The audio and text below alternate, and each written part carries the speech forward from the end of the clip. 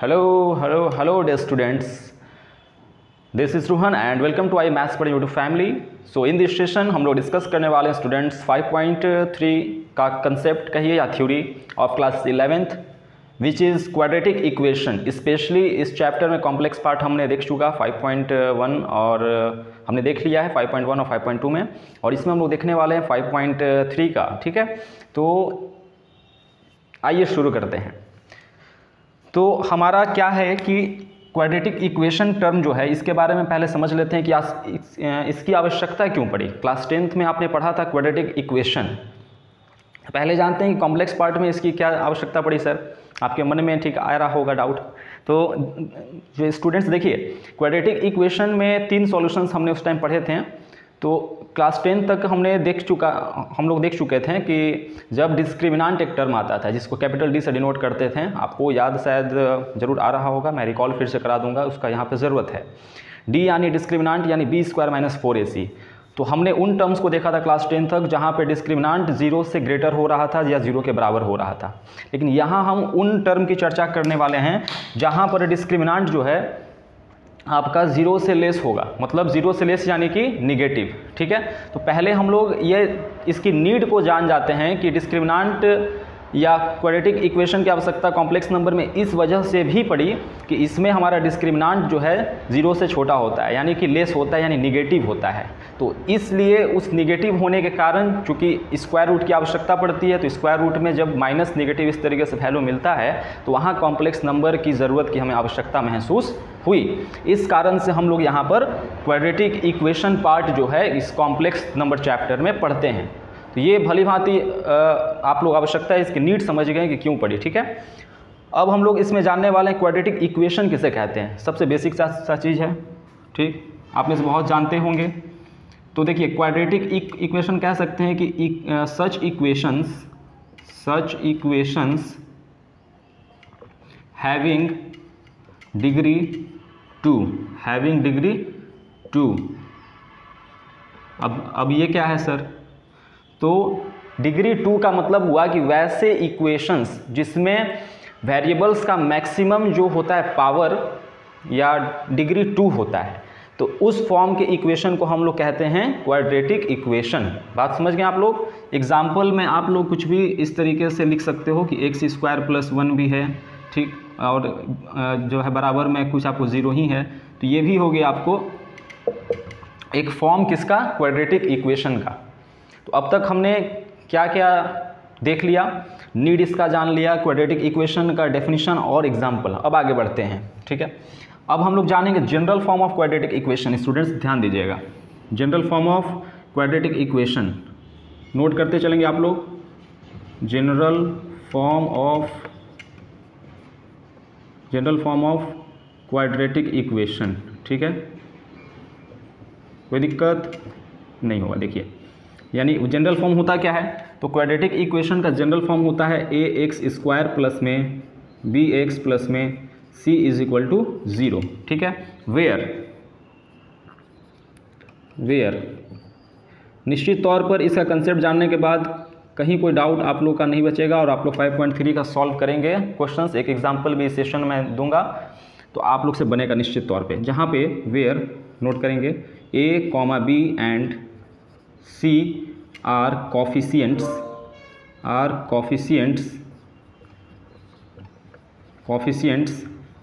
and a is not equal to 0। Okay, note it down. ये आपका हुआ general form. ठीक है, अब हम लोग नेक्स्ट बढ़ते हैं डिस्क्रिमिनांट की ओर, यानी डी, जो हम लोग डी कहते हैं। डी यानी कि डिस्क्रिमिनांट। इसको हिंदी वर्ड बोलूँगा तो आप लोग बहुत होगे कि ऐसा तो हमने सर शब्द ही नहीं सुना। डिस्क्रिमिनांट का हिंदी होता है विविक्तर, ऐसे कहते हैं हम लोग। ठीक है ना, तो आप लोग खैर इंग्लिश ही जानो। तो डिस्क्रिमिनांट पार्ट इसमें जो आता है, ठीक है, क्वाड्रेटिक इक्वेशन में कॉम्प्लेक्स पार्ट में वाले चैप्टर में, तो यहाँ पर डी क्या होता है? <0 होता है। तो अब बोलोगे कि ऐसा क्यों सर? तो डी का मतलब देखो, इसमें लेस देन वाला ही पार्ट आता है, ठीक है ना, इस चैप्टर में स्पेशली। तो डी का वैल्यू डी के जगह पे होता है b² - 4ac, यानी ये हो गया <0। ठीक, तो इसकी आवश्यकता हमें यहाँ पर देखने को मिलेगी जब क्वेश्चन सॉल्व होंगे, ठीक है ना। तो इसे कर लो नोट, इस पार्ट को नोट कर लो, फिर इसमें आगे चर्चा करता हूँ मैं। तो आगे बढ़ते हुए देखो,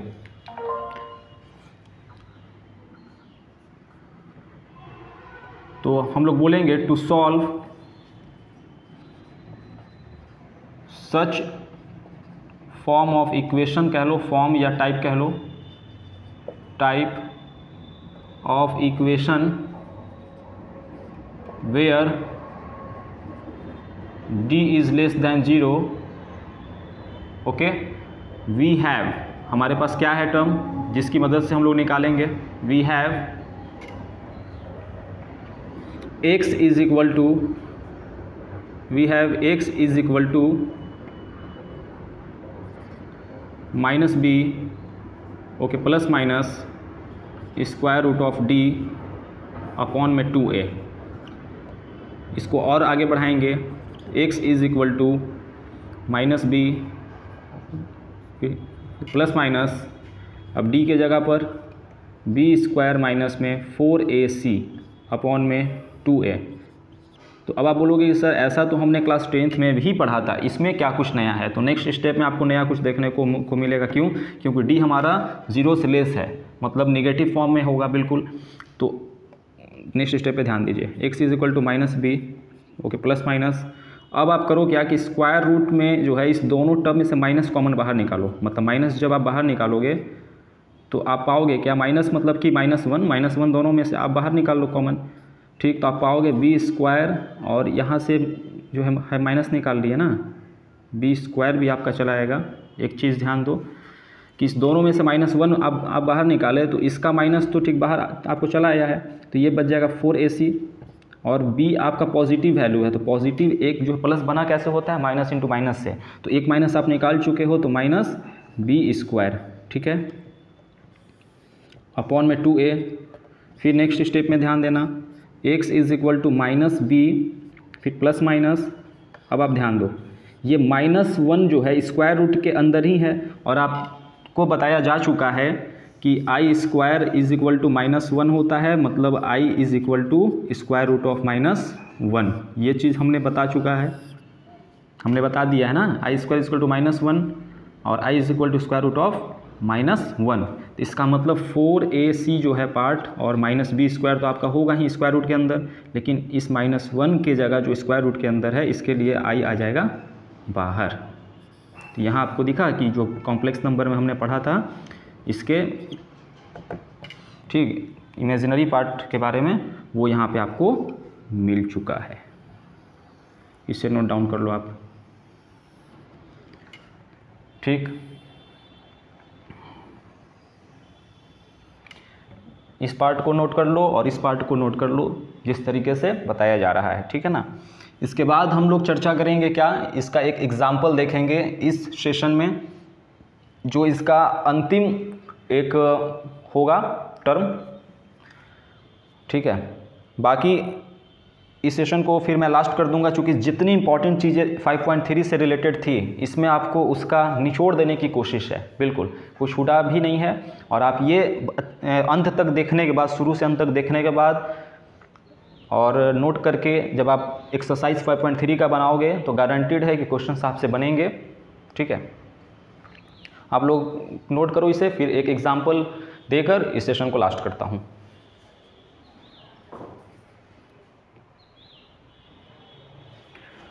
तो स्टूडेंट्स आप ध्यान देंगे, ये क्वेश्चन हमने लिखा है, जो भी सीखा है उसको हम लोग उसके जो है एप्लीकेशन को यहाँ पर अप्लाई करेंगे और जानेंगे कि जो हमने अभी सीखा है वो किस तरीके से यहाँ अप्लाई होकर क्वेश्चन सॉल्व होंगे। देखिए, ठीक है, तो ये आपका जो फॉर्म है ये आपका, ठीक है, ये फॉर्म आपका क्या है, क्वाड्रेटिक इक्वेशन का ही है, ओके।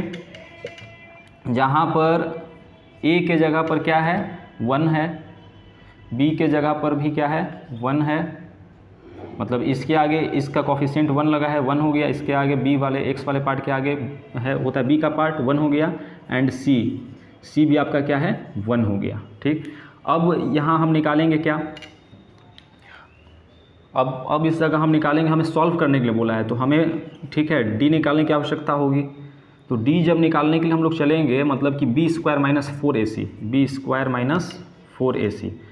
तो बी के जगह पर 1 है, 1 का स्क्वायर कर लो -4, और फिर आपका ए के जगह भी 1 है, सी के जगह भी 1 है, तो आप पा रहे हो क्या 1 - 4 मीन्स -3।